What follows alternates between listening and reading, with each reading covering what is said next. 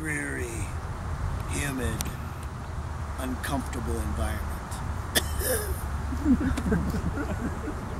1829 is the year I was born, outside of London. By 1851, I moved to London to be a gardener. I loved agriculture. I loved growing things. I loved plants and animals. And later on, realized I loved cheese. Great Wisconsin cheese. 1851 in London. Phenomenal year. Crystal Palace was the host. First World's Fair, planned by Prince Albert, opened by Queen Victoria, an exposition for agriculture right up my back street. We didn't have alleys then. You walk into the Crystal Palace, and who did you see? Sure, Queen Victoria was there in all her pomp and circumstance. Charles Darwin. A bit of evolution came from Charles Darwin. I don't know where else it came from.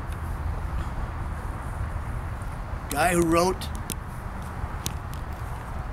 Tale of Two Cities. The guy who wrote David Copperfield. Charles Dickens was there. It was an exposition attended by the most noteworthy people on the planet of the day. And you walk into the Crystal Palace, and what was it? It was a giant architectural crystal building, like the biggest greenhouse you'll ever see. The Agricultural Equipment Expo was on the first floor. 1851. Imagine the technology that I saw. Imagine the inspiration that was generated within me for agriculture. The second floor, overlooking the big atrium, you could get any food known to man prepared for you. It was a fantastic exposition, 1851. A lot has happened in my life, most of it good. In 1853, one of those. Elizabeth Helps and I were wed in the Anglican church just outside of London. It was a beautiful ceremony. A lot of good things happened in my life, most of them good. We moved in with her parents. Can you imagine that? The Anglican church, living with your in-laws. My mother was now going to the Baptist Church of England. The Baptist Church of England was famous for what? For whom? Yes, Jesus Christ. Sure. The Reverend Charles Spurgeon. Have you ever heard Charles Spurgeon preach? Phenomenal. The mega church of the world. He would preach to 3,000 in his parish. And there were another 3,000 waiting outside. He moved to a bigger venue. He would preach to 5,000, then there were another 5,000 waiting outside. He rented the Royal Surrey Gardens Expo Center that hosted carnivals and wild beasts and wilder men. Charles Spurgeon leased that facility for his Sunday services. It held 10,000 people. He preached to 10,000 people, and there were 10,000 people waiting outside. And what was his message? He said, this is what I remember.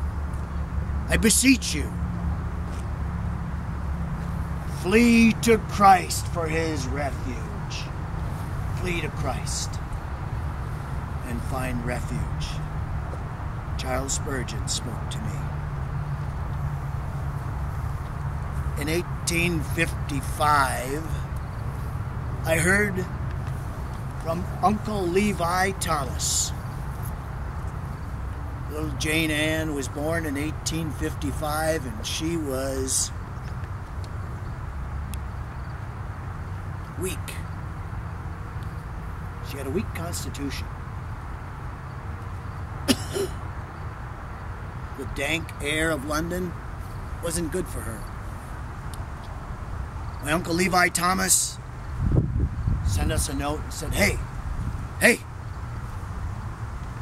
I'm in a spot that is crystal clear for air. I'm in a spot that has got a temperature and an environment that is phenomenal. Come to the New World. In 1855, Elizabeth and I decided to go, even though there was a din of protests from her mother-in-law. We decided to go to Wisconsin in the hopes that maybe that environment would be good for little Jane Ann, who was born in 1855. In 1856, we got on a boat in London, across the ocean to New York. It was a long way. It was a long trip. We debarked. That's how you get off a boat, you debark. In New York. We got on another boat, went to Albany, 2 boats in a row. In Albany, we decided maybe that's enough boats. We got on a train, took us to Appleton. We kind of missed the boats, so we got on another boat. Went to Oshkosh. Okay, reinforced it. That's enough boats. We got on a stagecoach. Went west of Oshkosh to a little community. Now this was October. Temperatures are getting a little chilly in October. We didn't have a house. I quickly built a 1-room log home, quickly. It was finished, except for the chinking, before the ground froze. When the ground was frozen, I couldn't chink the walls. That winter was cold. In 1857, David Joseph was born, our first son. That was a tough winter. But we survived that winter because we had optimism and we were inspired. The fair of 1851 was still fresh in my mind. By that fall, we had crops. By 1858, I became a citizen of the United States of America. Shortly after that, I bought 40 acres in Winchester. By 1862, we had 2 more children, Henry and Alan. By 1862, we had cows, we had goats, we had sheep,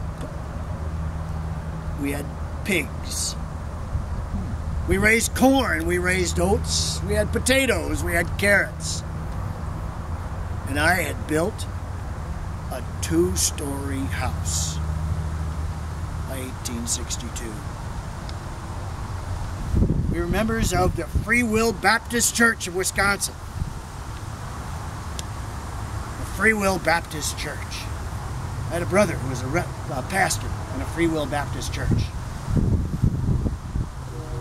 They had organized in 1842, Free Will, focused on freedom. In 1842, they had organized to help those who were enslaved in the South to make it to the North through the Underground Railroad, through the Free Will Baptist Church Underground Railroad. In 1864, Christmas Eve, 1864, I joined the 49th, Company D, out of Neenah, Wisconsin. Wisconsin Volunteer Infantry, to serve in the Civil War, to fight for the Union. I love the Union. We trained in Camp Randall. Went from Camp Randall to Missouri. In Missouri, we guarded supply trains and a few prisoners. Out of that Wisconsin infantry, in that year, in 1865, the end of the war, 54 died. And what did they die of in 1865? Disease. It was a rough time. When I was mustered out in November of 1865, I took a train to Neenah, 17 miles away from my home in Winchester. I got off the train and I walked the last 17 miles. The real sacrifices, yes, there were men that died in the Civil War, but the real sacrifices were done by the women and families that stayed behind, tended the farms, raised the kids while we were gone. I walked from Neenah, 17 miles.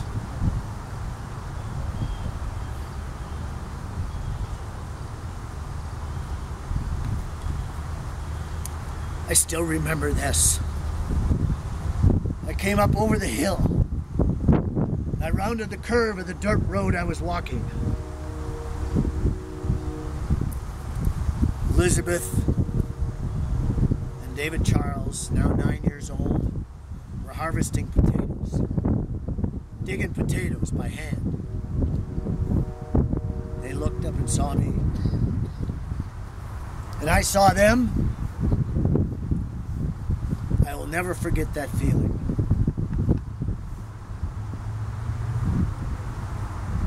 I beseech you, flee to Christ, for He is your refuge. He brought us back together. We will never forget that feeling of being reunited.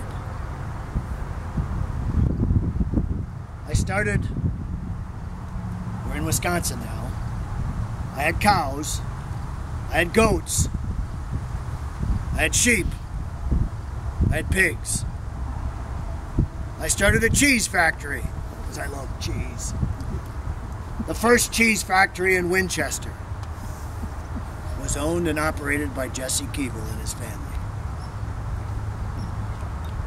87 years was a long life in the 1800s into 1916. A lot of pieces came together in that 87 years. Most of them good, some of them a bit sorrowful. In 1866, little Jane Ann passed away. Our faith in God helped us to get through that. We knew that she was going to a better place. And as we finish our lives, we look back on it. And there are things that stand out. The reunion after the war. Our love for the Union and the freedom that we have in this United States. And the gratefulness that we have for those who caused us to continue to have that freedom. And finally, our faith in God. It is by the power of God and His mercy that we are kept unto salvation. And with that, 1916, I bid you adieu.